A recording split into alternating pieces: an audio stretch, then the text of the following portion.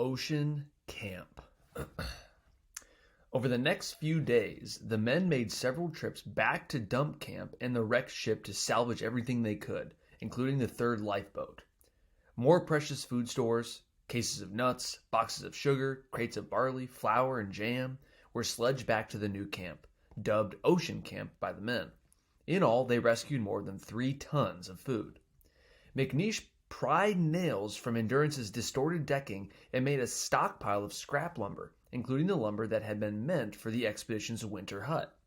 Other men tried to retrieve some of their own personal items abandoned in the rush, particularly books.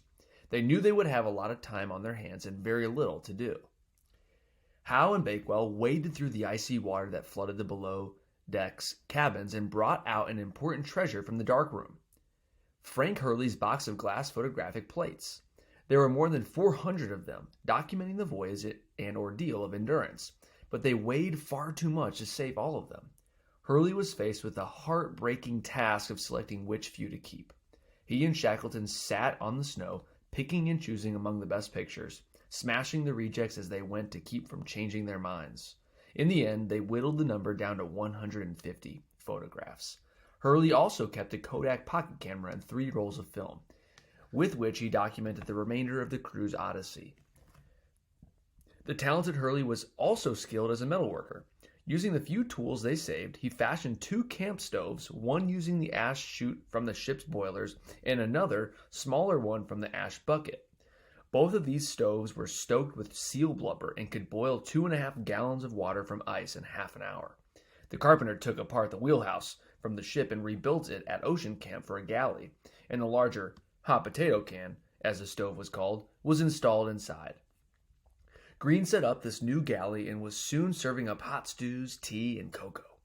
The thick, greasy smoke from the blubber stove turned his face black and regularly sent him bursting outside coughing and choking, but he remained cheerful.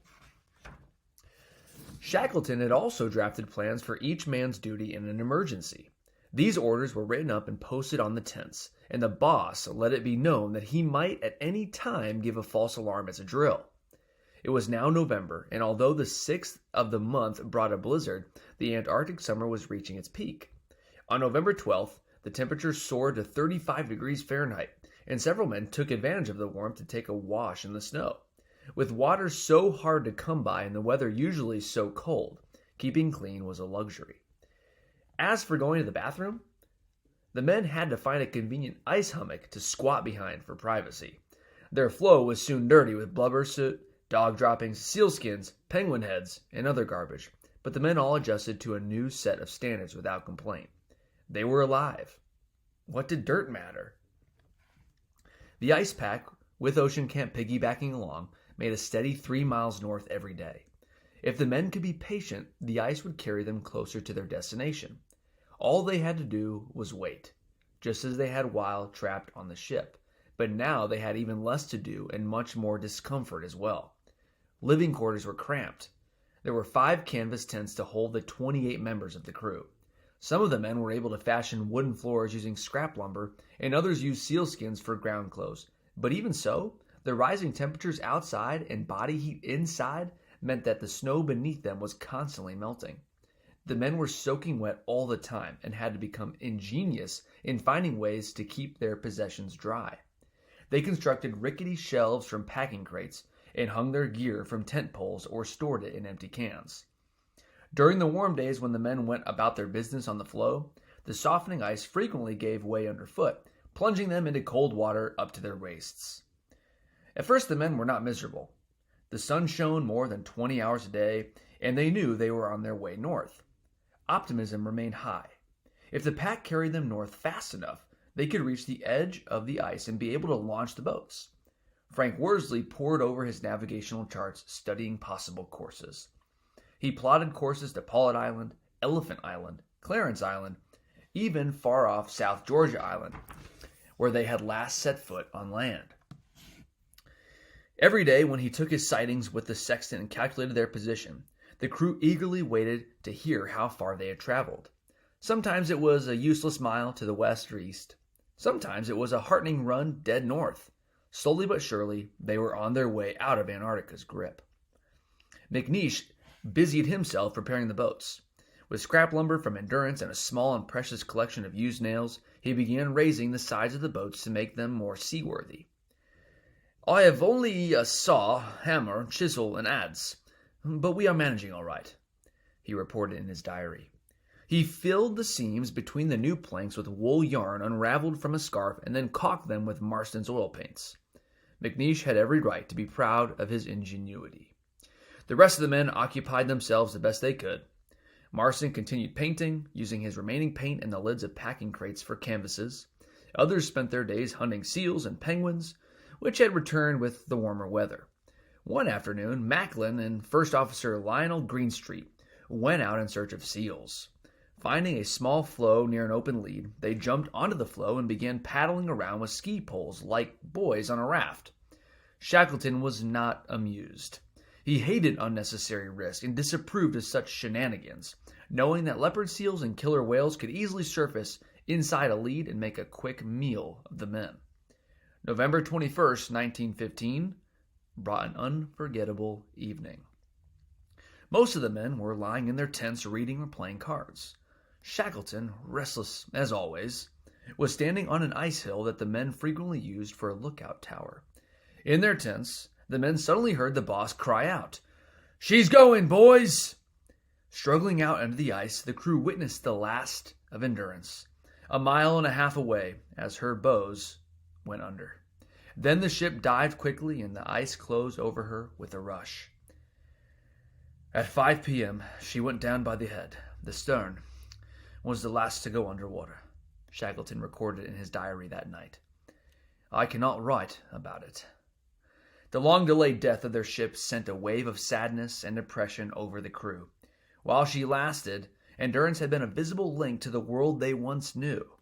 Now they were utterly alone on the sea of ice. Tempers began to wear thin in the close quarters. From time to time, Shackleton would reassign men to different tents to keep them from getting on each other's nerves.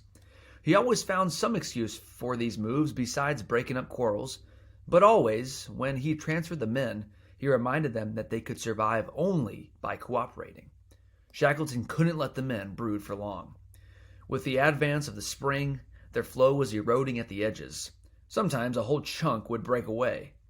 In addition, the accumulation of black soot and debris around the camp was soaking up the heat of the sun and warming the flow, turning the surface to slush. On December 1st, the boss decided to move 50 yards to a new, clean site and set up their camp on firmer ice. And on December 5th, he declared a holiday in honor of the anniversary of their departure from South Georgia Island. Meanwhile, the drift of the ice had shifted to the east, taking them further away from possible landing sites. Shackleton and his most trusted advisors frequently debated their options and kept themselves ready to move.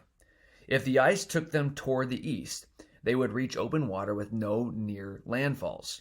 If it took them west, their chances were better. They knew they would have to head west over the ice again if their position didn't improve. Macklin described what a visitor might see if he stumbled upon Ocean Camp at midnight. He would notice that it was still light and the sun never setting at this time of year in this latitude. He would have to pass a line of dogs tethered in teams to wires secured at one end to their own loaded sledges and at the other to an iron stanchion driven deeply in the snow. The sledge trace is in position and the harnesses all secured in place and ready to be put on the dogs. The sledges are loaded and lashed and everything ready to be moved at a moment's notice.